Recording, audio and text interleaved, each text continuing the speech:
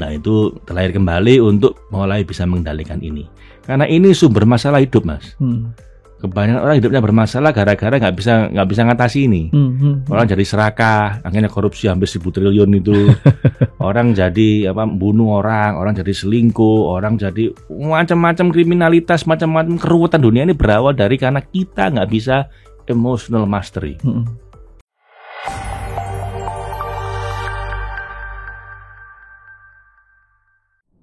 Bismillahirrahmanirrahim. Pak Faiz, ini suasana Idul Fitri nih Pak. Iya. Fitri itu kan intinya bagaimana setelah Ramadan gitu ya, ketemu Idul Fitri, kita terlahir jadi sosok yang baru. Nah, gimana menurut Pak Faiz dalam perspektif holistic happiness nih Pak? Iya, kembali fitri artinya kembali terlahir kembali gitu kan, menjadi sejatinya manusia begitu kan. Fitri itu menjadi manusia yang sejati, insan kamil. Nah, tinggal definisi manusia sejatinya itu apa?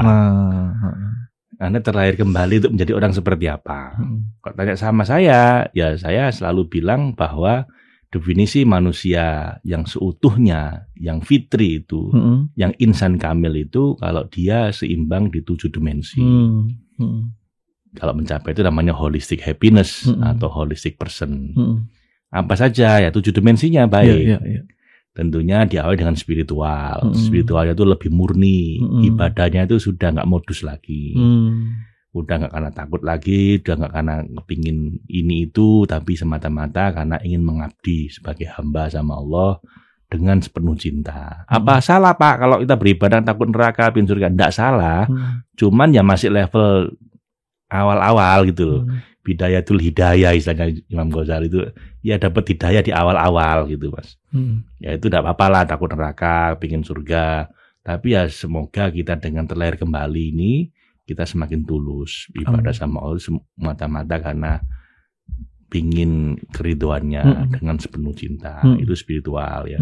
Yang kedua, secara emosi. Kita harusnya udah mulai bisa emotional mastery. Puasa ini kan tentang emotional mastery.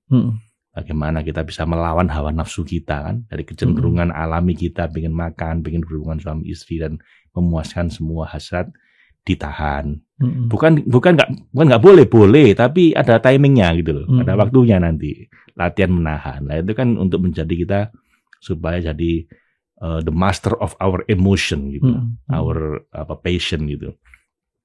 Nah itu terlahir kembali untuk mulai bisa mengendalikan ini. Karena ini sumber masalah hidup Mas. Kebanyakan orang hidupnya bermasalah gara-gara nggak bisa ngatasi ini. Orang jadi serakah, akhirnya korupsi hampir 1.000 triliun itu.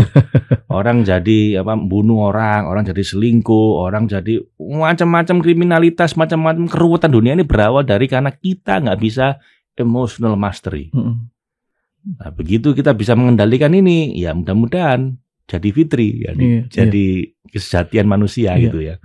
Itu emosi. Yang ketiga, terlahir kembali dalam hal hubungan sosial. Semoga dengan puasa ini kita rumah tangga lebih sakinah mawaddah warahmah, lebih empati sama orang lain, lebih nggak tegaan sama orang-orang lemah.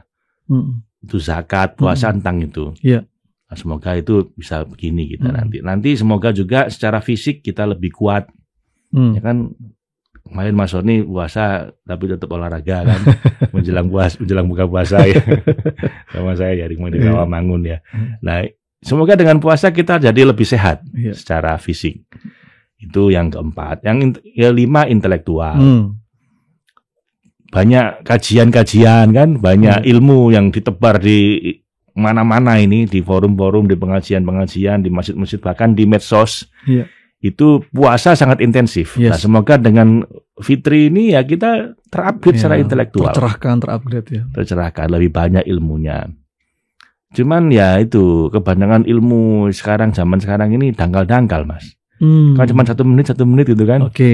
Nah, semoga sih kita lebih ke deep learning yang lebih dalam gitu ya, nggak cuma sekedar permukaan-permukaan. Itu yang kelima. Yang keenam, semoga juga kita fitri dalam hal rezeki finansial. Amin. Mudah-mudahan Mas, itu juga terjadi pada kita. Saya malah bikin program sebulan penuh tentang spiritual financial abundance. Jadi saya drill, saya latih peserta kita ini untuk secara finansial juga abundance. Yang terakhir ya estetika, yang dimensi terakhir ini semoga kita jadi lebih indah dalam segala hal, mungkin juga lebih langsing, ya, lebih indah, lebih teratur kehidupan kita, ya kan? Ada buka, sahur, kemudian tarawih, disiplin, lebih disiplin, itu lebih teratur.